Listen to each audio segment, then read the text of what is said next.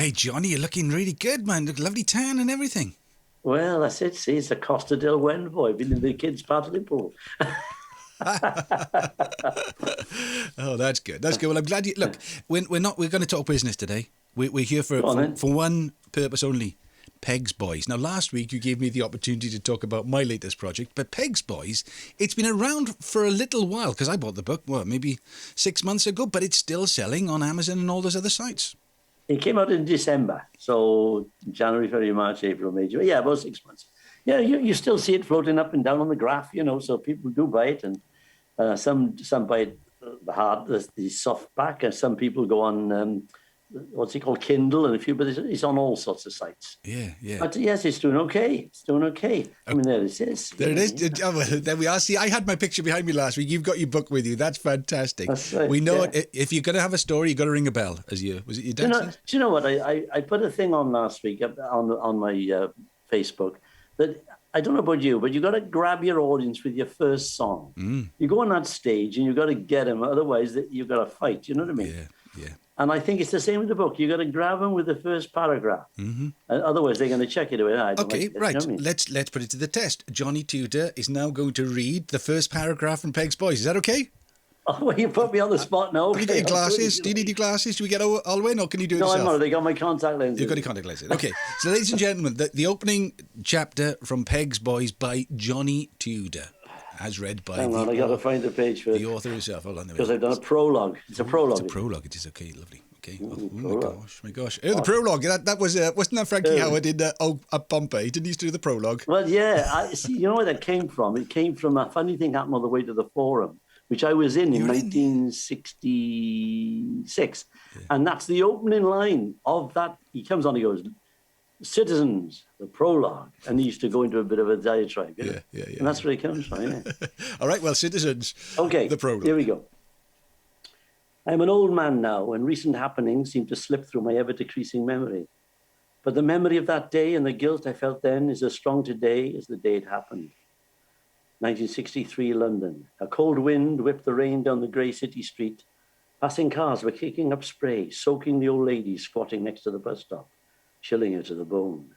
Her plea for any loose change was falling on deaf ears. It was as if she were invisible to the waiting commuters huddled under their umbrellas.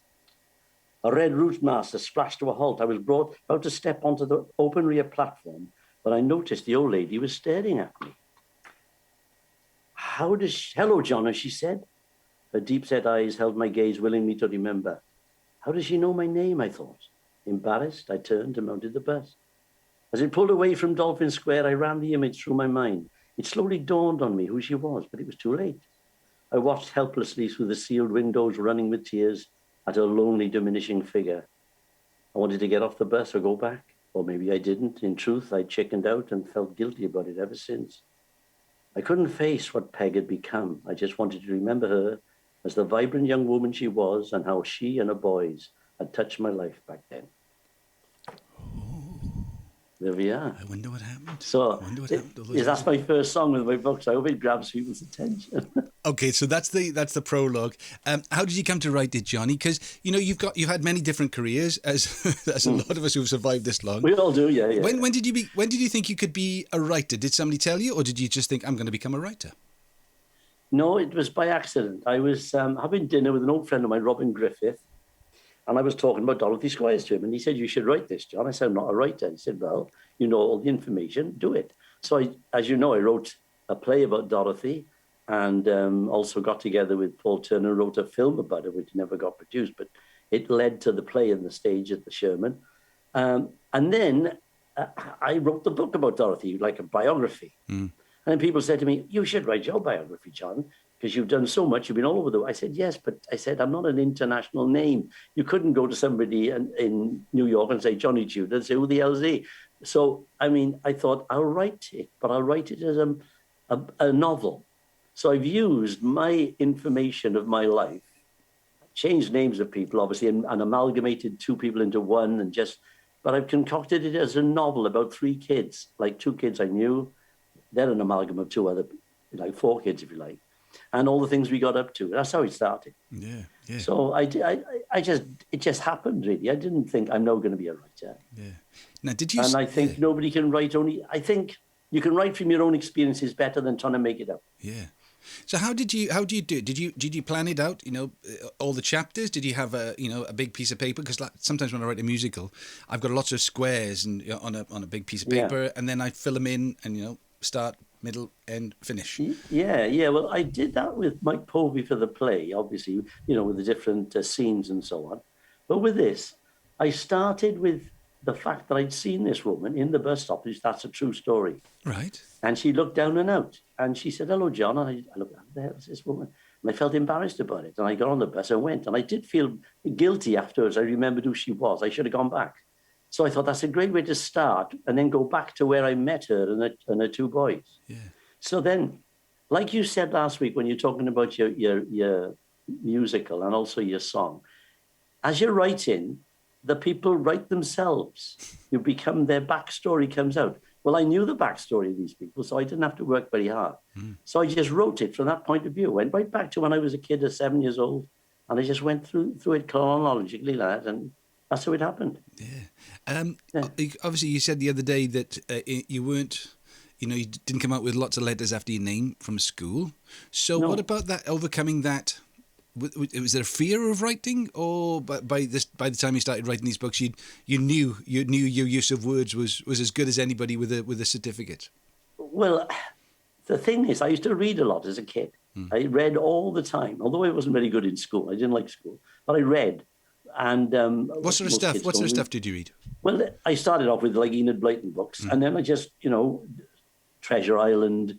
All the lovely, big books. I read all those. I loved them. I still read Treasure Island today. It's a great book, The Admiral Ben I'll give him the black spot. So it's great stuff. Harpy lady, fine buckle, gather round. Honestly, I loved it. You are Long John Silver, Long Johnny Tudor Silver. That's right, yeah. So that's how. So I didn't realize when I wrote a book and I got such lovely reviews and people saying about my writing, I thought, well, perhaps I am a good writer. I didn't realize. And then people say, you've got a good gift with words. It must be, I don't know, I'm lucky it's there. It's probably from a lot of reading as a kid. And I probably, as my son says, who's got 3 degrees, he's got an astrophysics degree, a law degree, and a PGC teacher's degree. That's just showing off, isn't it?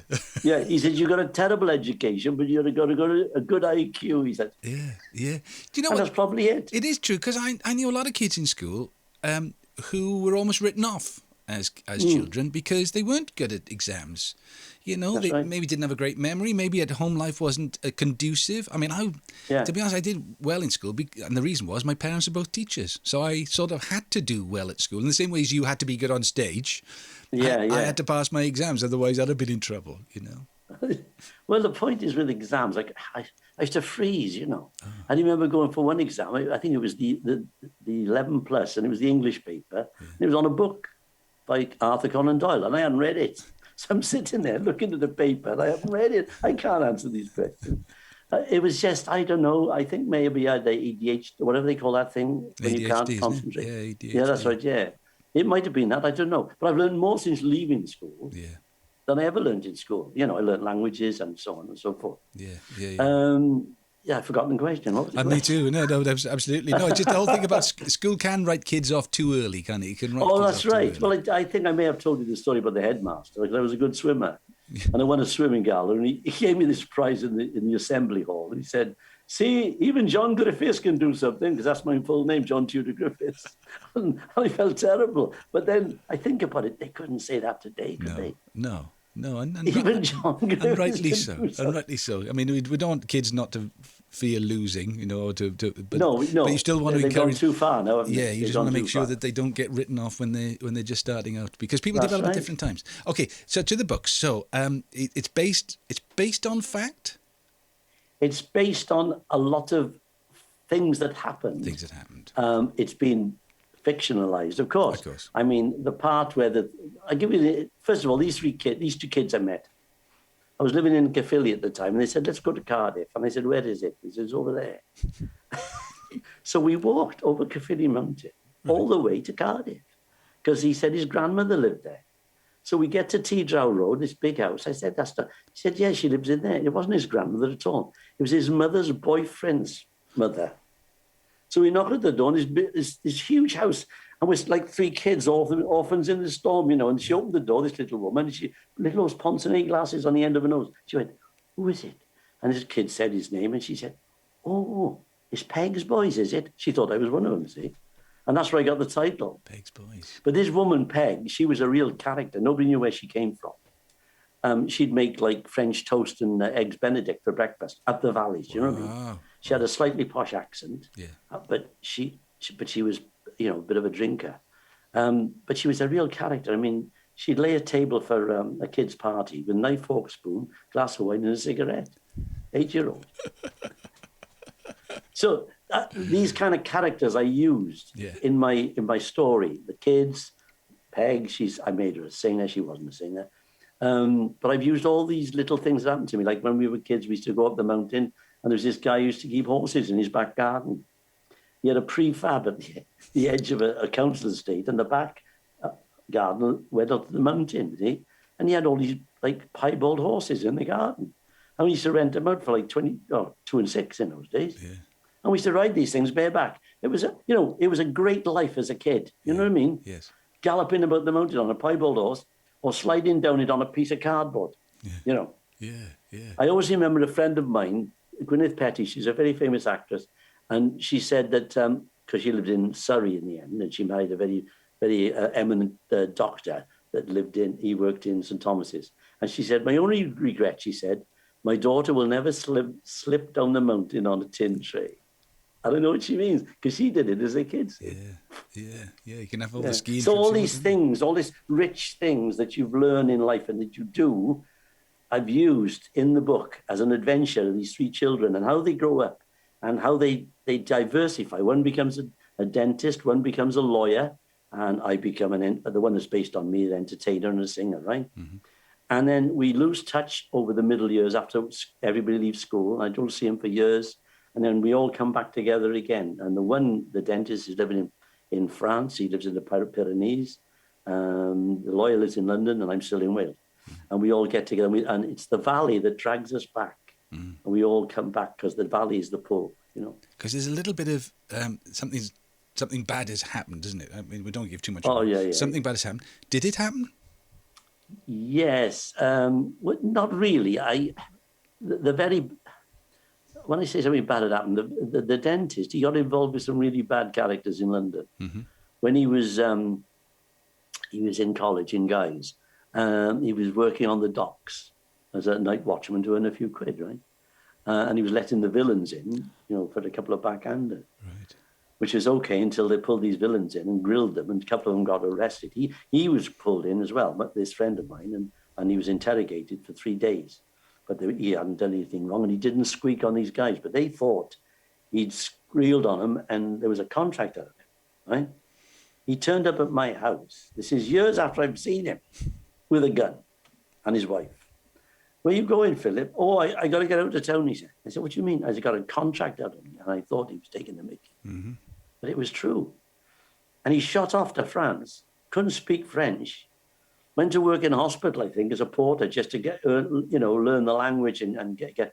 Eventually opened his own practice in Paris and married this very rich woman who's well connected. She used to be married to one of the members of the Pompidou government. And he had this huge place down in the Pyrenees. I mean, it was like St. Fagan's Castle. And he invited me over to his son's wedding. This is the first time I'd seen him for like years and years and years. And we go over, and there's this huge marquee, and there's chefs with big, tall hats on, and they're all flown in from Perpignan. Where's Philip? He was banged up because he'd got drunk. He'd gone out and turned the car over, and he was driving while he was banned anyway. And he missed the wedding. I mean, you couldn't make this stuff up. But I've used those things, but obviously made them into a proper story, Yeah. Taking out the boring bits and just stuck it all together.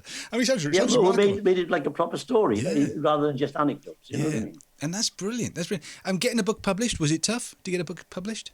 Well, I had one book published. The Dorothy Squires thing was published by a publisher. The usual route, they did everything. I just sent them the manuscript. Mm-hmm. And then you get a contract. If you're not like a name writer, like a Jeffrey Archer, you get like 10% of the sales, which is trumpence, really. And I thought to myself, I don't want to do a self-publishing because that's you've got to do everything yourself as well. That's terrible. So I found out about it's called hybrid publishing, and I found a company. My old editor of the first book, she was very good, and she said, look, get hold of these people. They're called Silverwood Books, and they do everything for you. You have to pay obviously half of it, and they pay half of it.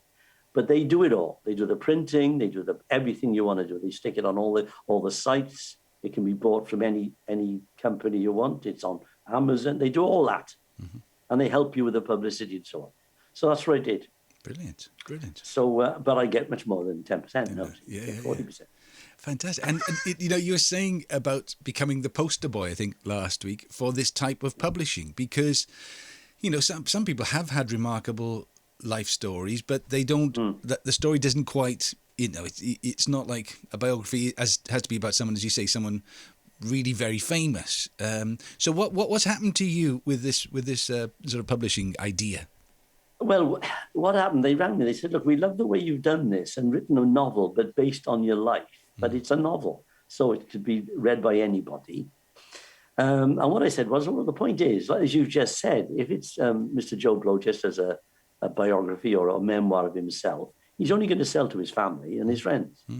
So if you wanted to go worldwide or nationwide, you need a different angle. So so they wanted to use my book, if you like, on one of their publicity things to show people that you can write novels out of your own experiences. Yeah. So that's what they're doing, and they've sent my books to a few journalists as well, and they're having a go. So it helps me and it helps them. Fantastic. Yeah. And obviously the question everybody says after you've had a book published, what's the next one about? Have you got another one lined up? I don't know. I mean, this one came out of my head because I knew what I was going to write about from start to finish, really. I have thought of using one of the characters, i.e. the guy that was the dentist who became involved with the gangsters, as a spin-off, if you like another story about him. Yeah. That might be a good idea. Otherwise, I just don't want to make something up that's not going to be credible. Do you know what I mean? I mean, what's the woman that wrote To Kill a Mockingbird? I think she only wrote another book after that. Oh, yes. Yes. They have the one good book in them, but I mean, if I've started it, actually. I've started the second one about this guy. Right. And I've taken it from when he's in the docks and people are coming and he's arrested and so on. So I'm going through it like a proper, like a cops and robbers type of story, if you like. I'm not sure if you know the story about the guy who wrote Catch-22. I think it's somebody Heller. He was interviewed by a journalist and said, how do you feel, never writing a book as good as Catch-22 again? And he said, well, neither is anybody else. That's very good. Yeah. The point is, I'm now a published author. Yes. If I never write another thing, it doesn't matter. I've done it, haven't I? You've done it. I think if you've done it, it's in you. You've done that. That's an achievement. It is. Yeah, you didn't talk about it. If I never sing another song, it shouldn't bother me. All right, let's do the whole publicity thing then. Have you got a book there we can have a quick look at, Johnny? Have you got a... Yeah, it is. It's called Peg's Boys. By Johnny. There's the three kids running over the mountain. And it's really well written, really read, beautifully printed, because you get some books and they're like naff. Yeah. The paper's awful. Yeah. This is lovely, smooth paper. Lovely. And it's got a bit at the back. It says at the back, it's 1953. 8-year-old John's parents abruptly leave show business and move home to the heart of industrial South Wales. Born in a provincial theatre, show business is all John knows, but his life is about to change forever. After life on the road, he finds unusual solace amongst the characters of Cwm Teg. I made the name up, say, Cwm Teg. Yeah. It's half a mice steak and half a Cwm Mabon. Most significantly in the home of the exotic Peg and her boys, Pip and Frankie. Over a summer of adventure, discovery, coming of age, and sexual awakening, John learns that family isn't always what you'd expect. And as his friendship with the boys turns into an unshakable bond, John realizes his whole life will be affected by them and the pull of the valleys. Fantastic. Available from all good bookshops, Amazon and all any those bookshop, things? Amazon, you name it. The Foils, where else? Well, their own books. They've got their own bookshop online. It's called, hang on, Silverwood Books. Which one do you make the most from? Is it from them? You can get it from them, yeah. No, do you make the most from? Which one do you make the most money from? Theirs? From Silverwood Books, yeah. Well, that's the link. Amazon, you don't get as much from Amazon, obviously. But most people go to Amazon because it's easy. I'm going to put the link up for Silverwood Books, at the end of this. So go on then. Just put Silverwood Books. Yeah, fantastic. Yeah. All right, well, we've done my record, your book. What are we going to talk about next week? I don't know. We got a week to work it out, haven't we? Yeah. Should we try and get somebody on? What do you think? We should get. I'm to nail down Steve Balsamore. Yeah, I'm going to. Yeah, maybe I'll try and do that. We'll find something. We'll talk about something. I'm sure. Yeah, there's a few people I could get hold of. Get hold of Stephen Parry, the actor and producer. That'd be great. And another friend of mine, Shan, who does the weather. Right. Shan okay. Weather, she's lovely. So we'll find somebody. Either that. We'll find somebody. Otherwise, we'll talk of another subject. You and me, we got plenty to talk about. I don't know where it all comes from. We've been talking together for a year. If we put it all down, we would make 10 books. And most of it's fiction. That's right, yeah. Hey, lovely to see you. All right, well, enjoy the sunshine. Don't get too burnt now. And I won't. It's goodbye from him. And it's goodbye from me. And good luck with your record. And good luck with my book. Cheerio. Bye-bye. Ta-da, Mal. Hwyl fawr. Ta-da.